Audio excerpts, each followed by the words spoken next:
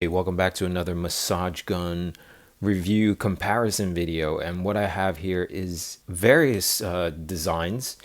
Some of these I bought and some of these manufacturers sent over just so they could get feedback when I compare it with their competitors. So it started out with these two, and then you could see that they're starting to have take on different shapes and sizes, really to differentiate themselves from the market and by offering something unique in terms of the way it's designed. So what's also interesting is that it's getting lighter and lighter. So this is 900 grams, a kilo. This one, these weigh 700 grams a piece, and then that's 600, and this one was 500. So they're getting lighter. That means the motor is probably more efficient, and hence they need a smaller battery, and it's more compact and makes it more travel friendly. So, and then these took on the shapes of different handles, etc., so that you could, reach your back more. Actually, for this one, it's quite the opposite. It makes it even more difficult to reach your back. Well, let me get on with these later. Let's start with these two. So these are the classics, and they have, the usual power switch at the bottom and then another power switch here. So you got to turn it on twice, and it's powered by, an AC adapter, right? So when we go further down the line in terms of design, they're starting to use USB-C. And this one's also obvious. This one uses USB-C. What I like about it is the convenience that I could just switch it on and then use it. Ideally, they would have everything put together in the case, and I take it out and that's all I need. So in terms of that design, this is the only one that accomplishes that. All these I have to actually take out the tip before I could fit it inside the case, which is annoying. This, by the way, this one has the most annoying case of all. It's because it's so disorganized.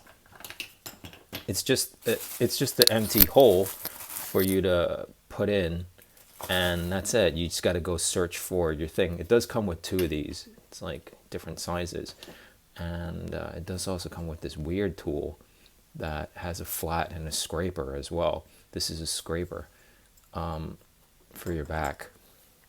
So anyways, so you see this is much more organized in comparison. Big difference. So that's what I have about the comments. And this is what I enjoyed most, where this little guy here, there's enough space for me to put this thing down, and that's it. And I could close it, and I could take it with me. If I just use it, just open it, and that's it. And then I turn this on. This one's the quickest in terms of getting any work done. And I just press this 4 times, which is not bad. Can I hold it down? No, that turns it off. One I constantly talk about is weight. It's lighter. Obviously, the lighter it is, the better it is for the arm holding it. It's less fatigue. And also talk about vibration, how stable it is. So as you go down, these two are quite stable already. These two are very stable, actually, in terms of vibration. And I've done a test with this against these Teltronics. This one actually falls back, kind of. It vibrates in a different direction. Let's see how stable this is. I haven't tested this, but it just feels. If you look at it, it's quite shaky already. Yeah, you see how it's starting to go like that? Yeah, it vibrates in another direction, which throws it off. But does it affect my arm? It's not too bad because it's so light. This is 600 grams. It's not too bad. And then it has a smaller grip, and I put it. Let me just make it to high. 9.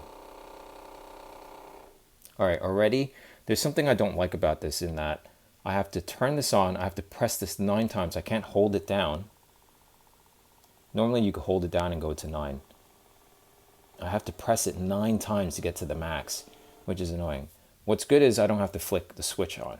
That would totally piss me off. Flick this, press it 9 times. That's 11 switches to get to the max. Again, I really care about workflow, and this is probably, even though it's small, It's probably the least favorite of mine. In terms of, yeah, button pressing, how many levels do you need really? I mean, granularity wise, I mean that's a totally different story.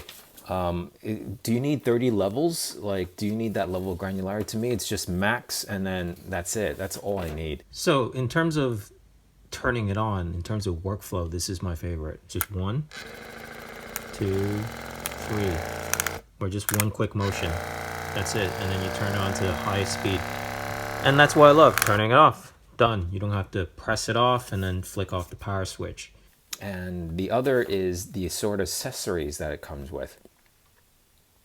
And some of them come with these interesting things where it's cushioned. My friend likes these because it massages their face without really punching their face out.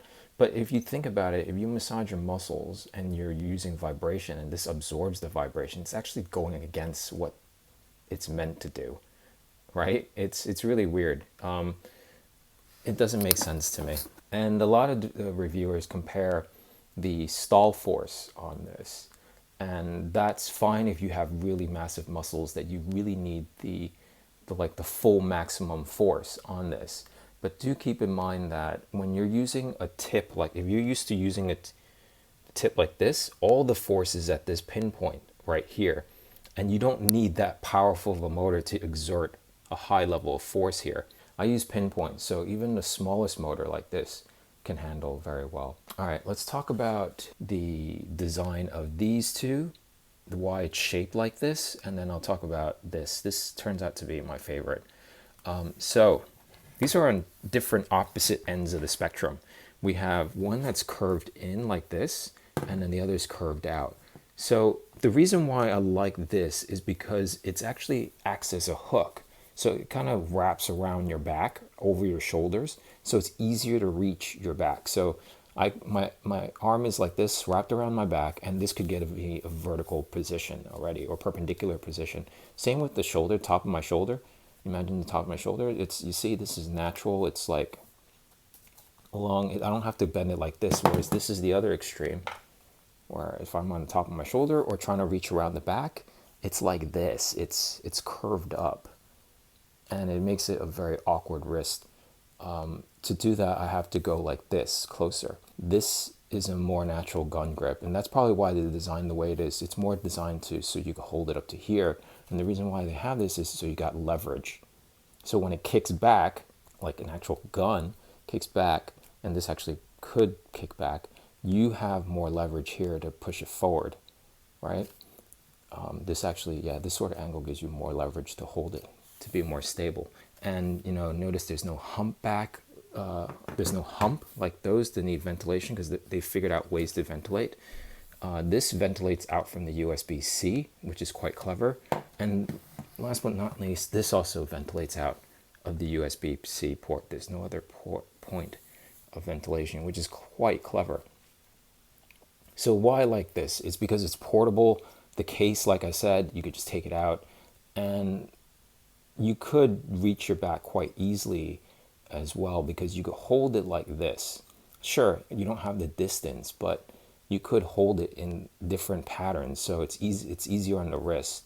You could bring it in like this from the back, etc., and you could still massage. And because you could hold it like this, you could push it in a lot harder if you want to, using this ability like that. You could shove, and when it does vibrate, it doesn't vibrate your wrist anymore because you're holding it. This vibrates your wrist, which adds fatigue to your wrist. Whereas this, once it vibrates your entire arm. You would feel it to the back of your elbows, etc., which is a stronger joint than, say, your wrists. Here we go. And it could take this tip off to get your pinpoint if you want. If you don't need the cushioning, they decide to include this for beginners to soften the blow, which is quite clever. Get them used to it. I've seen Geek Climber use this. He recommends this because he likes to sit in front of his television and he just digs into his shoulders while he's watching TV and massaging himself. And you could take this to the gym, etc. I mean, all these you could take to the gym, but this is the lightest. So kudos whoever invented this design, able to like compact, put everything into the battery here, and the motor here, and using a USB-C, which is quite clever. Yeah, so you could use your MacBook Pro AC adapter and charge it quite quickly.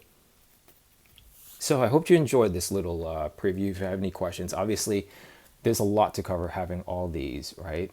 I'm more focused on the design of these, the evolution of design. And I hope this helped you make your decisions on the various designs that are out in the market. If you want to see more of these reviews, just like and subscribe, and I'll see you next time. Bye.